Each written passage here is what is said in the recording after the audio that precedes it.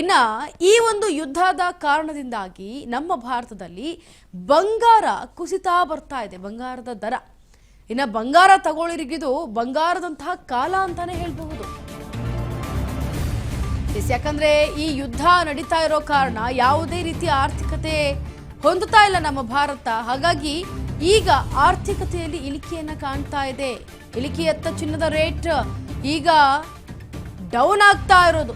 ಈಗ ಯಾರು ಬಂಗಾರವನ್ನ ತೆಗೆದುಕೊಳ್ತಾರೆ, ಯಾರು ಈಗ ಮದುವೆಗೆ ಅಂತ ಪರ್ಚೇಸ್ ಮಾಡಬೇಕು ಚಿನ್ನವನ್ನ ಅಂತ ಇಟ್ಕೊಂಡಿದ್ದಾರೆ, ಅವ್ರಿಗಿದೊಂದು ಒಳ್ಳೆಯ ಅವಕಾಶ. ಬಂಗಾರದಂತಹ ಕಾಲ ಬಂದಿದೆ. ಈಗ ಸತತ ಏರಿಕೆ ಆಗ್ತಾನೇ ಇತ್ತು ಚಿನ್ನದ ಬೆಲೆ, ಸತತವಾಗಿ ಏರಿಕೆಯನ್ನ ಕಾಣ್ತಾನೇ ಇತ್ತು. ಒಂದು ರೀತಿಯಲ್ಲಿ ಏರಿಕೆ ಇಳಿಯೋದೇ ಇಲ್ವೇನೋ ಅಪ್ಪ, ಈಗ ನಾವು ಚಿನ್ನವನ್ನ ಹೇಗಪ್ಪ ತಗೊಳ್ಳೋದು ಅಂತ ಜನ ತಲೆ ಮೇಲೆ ಕೈ ಹೊತ್ತು ಕೂತಿರುವಂತಹ ಸಂದರ್ಭದಲ್ಲಿ ಈ ಯುದ್ಧವು ಕೂಡ ಆರಂಭ ಆಗಿತ್ತು. ಈಗ ಈ ಯುದ್ಧದ ಎಫೆಕ್ಟ್ ಇಂದ ಒಂದು ಕಾರಣ ಈ ಬಂಗಾರ ತಗೊಳ್ಳೋದಕ್ಕೆ ಬಂಗಾರದಂತ ಕಾಲ ಶುರುವಾಗಿದೆ. ಸತತ ಏರಿಕೆಯ ಬೆನ್ನಲ್ಲೇ ಈಗ ಕುಸಿತ ಕಾಣ್ತಾ ಇದೆ ಬಂಗಾರ. ಇನ್ನು ಇಳಿಕೆಯತ್ತ ಚಿನ್ನದ ರೇಟ್ ಇಳಿತಾ ಇರೋದ್ರಿಂದ ಅಬ್ಬಬ್ಬ ಎಲ್ರಿಗೂ ಕೂಡ ಲಾಟ್ರಿ. ಗೋಲ್ಡ್ ಪ್ರಿಯರಿಗೆ ಇಂದು ಸುವರ್ಣ ಯುಗ ಬಂದಿರೋದ್ರಿಂದ ಯಾರು ಕೂಡ ಮಿಸ್ ಮಾಡಬೇಡಿ. ಚಿನ್ನದ ದರ ಇಳಿಕೆಯಾಗಿದೆ. ಮಹಿಳಾ ಮಣಿಯರು ಈಗ ಫುಲ್ ಖುಷಿಯಾಗಿದ್ದಾರೆ. ಚಿನ್ನದ ಒಂದು ದರ ಇಳಿಕೆ ಆಗಿರೋದ್ರಿಂದ ಫುಲ್ ಖುಷಿಯಾಗಿದ್ದಾರೆ. ಇನ್ನ ಚಿನ್ನದ ದರ ಎಷ್ಟರ ಮಟ್ಟಿಗೆ ಇಳಿಕೆ ಆಗಿದೆ ಅಂದ್ರೆ 2700 ರೂಪಾಯಿ ಇಳಿಕೆ ಆಗಿದೆ. ಈಗ ಚಿನ್ನದ ಬೆಲೆ ಇಳಿಕೆ ಈಗ ಗ್ರಾಹಕರಿಗೆ ಜಾಕ್ ಪಾಟ್ ಹೊಡೆದಂಗೆ. ಚಿನ್ನದ ಖರೀದಿಸೋರ್ಗೆ ಮತ್ತೆ ಈಗ ಸುವರ್ಣ ಅವಕಾಶ ಸಿಕ್ಕಿದೆ. 22 ಕ್ಯಾರೆಟ್ ಚಿನ್ನದ ದರದಲ್ಲಿ ಈಗ 270 ರೂಪಾಯಿ ಕುಸಿತ ಕಂಡಿದೆ. 227 ಕ್ಯಾರೆಟ್ನ 1 ಗ್ರಾಮ್ ಚಿನ್ನಕ್ಕೆ 12,000 ಚಿಲ್ಲರೆ ರೂಪಾಯಿ ಆಗಿದೆ. ಈಗ 22 ಕ್ಯಾರೆಟ್ನ 10 ಗ್ರಾಮ್ ಚಿನ್ನಕ್ಕೆ 1,28,000 ಚಿಲ್ಲರೆ ಆಗಿದೆ. 24 ಕ್ಯಾರೆಟ್ ಚಿನ್ನದ ದರದಲ್ಲಿ 294 ರೂಪಾಯಿ ಕುಸಿತ ಕಂಡಿದೆ. 24 ಕ್ಯಾರೆಟ್ ಚಿನ್ನದ್ರಲ್ಲಿ 1 ಗ್ರಾಮ್ ಚಿನ್ನಕ್ಕೆ 14,000 ರೂಪಾಯಿ ಆಗಿದೆ. ಗಮನಿಸ್ತಾ ಇದ್ದೀರಿ, 24 ಕ್ಯಾರೆಟ್ನ 10 ಗ್ರಾಮ್ ಚಿನ್ನಕ್ಕೆ 14,000 ಚಿಲ್ಲರೆಗೆ ಇಳಿದು ಬಿಟ್ಟಿದೆ.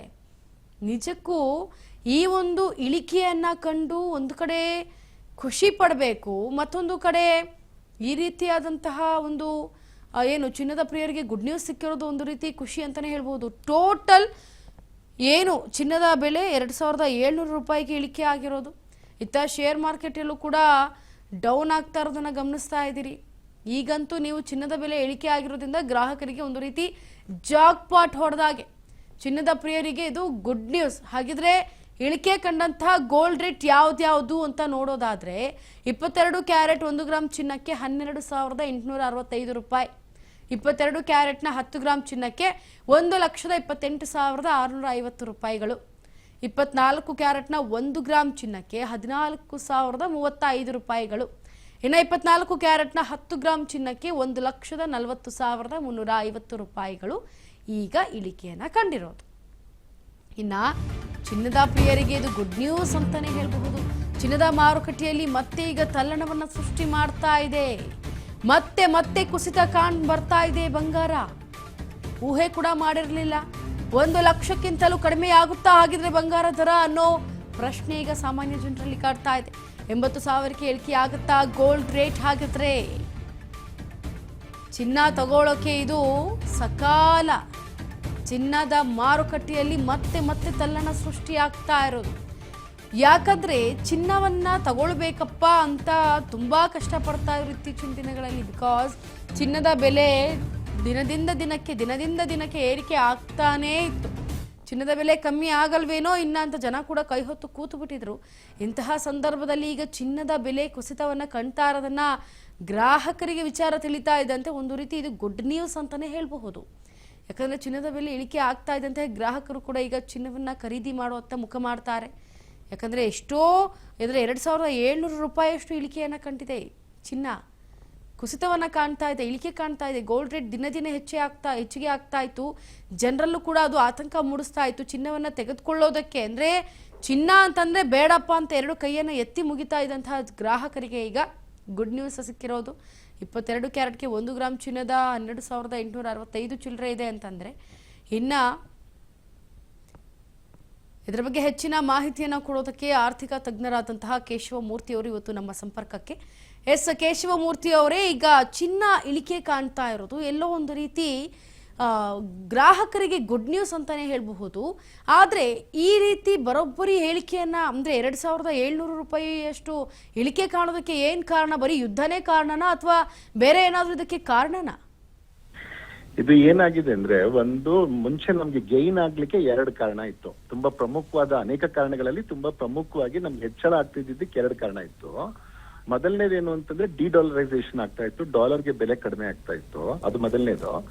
ಎರಡನೇ ಮುಖ್ಯವಾದ ಪ್ರಮುಖವಾದ ವಿಚಾರ ಏನು ಅಂತಂದ್ರೆ, ಜನಕ್ಕೆ ಅನ್ಸರ್ಟನಿಟಿ ಇದ್ದ ಕಾಲದಲ್ಲಿ ಗೋಲ್ಡ್ ಮೇಲೆ ಇನ್ವೆಸ್ಟ್ ಮಾಡೋದು ಸೇಫ್ ಹೆವೆನ್ ಅಂತ ಅದಕ್ಕೆ ಇನ್ವೆಸ್ಟ್ ಮಾಡ್ತಾ ಇದ್ರು.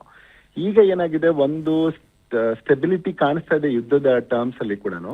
ಎರಡನೇದು ಅದಕ್ಕಿಂತ ಪ್ರಮುಖವಾದ ಕಾರಣ ಏನು ಅಂತಂದ್ರೆ, ಡಾಲರ್ಗೆ ಗೈನ್ ಆಗ್ತಾ ಇದೆ. ನೀವೀಗ ನಮ್ಮ ರುಪಿಯಿಂದ ನೋಡಿದ್ರೂ ನಮ್ಮ ರೂಪಾಯಿ ತರನೇ ದೇಶದ ಅನೇಕ ವಿಶ್ವದ ಅನೇಕ ಕರೆನ್ಸಿಗಳು ಡಾಲರ್ ಎದುರಿಗೆ ಕುಸಿತ ಕಂಡಿದೆ. ಅಂದ್ರೆ ಡಾಲರ್ ಸ್ಟ್ರೆಂಥನ್ ಆಗ್ತಿರೋದಕ್ಕೆ ಇದೊಂದು ಪ್ರೂಫ್. ಡಾಲರ್ಗೆ ಡಿಮ್ಯಾಂಡ್ ಜಾಸ್ತಿ ಆದಷ್ಟು ಏನಾಗುತ್ತೆ, ಡಾಲರ್ ಇಂದ ಈಲ್ಡ್ ಆಗುವಂತಹ ಬಾಂಡ್ಸ್ ಮೇಲೆ ಫೆಡರಲ್ ರಿಸರ್ವ್ಸ್ ಏನ್ ಇಶ್ಯೂ ಮಾಡಿರುತ್ತೆ ಅದ್ರ ಮೇಲೆ ಜನ ಇನ್ವೆಸ್ಟ್ ಮಾಡ್ಲಿಕ್ಕೆ ಶುರು ಮಾಡ್ತಾರೆ.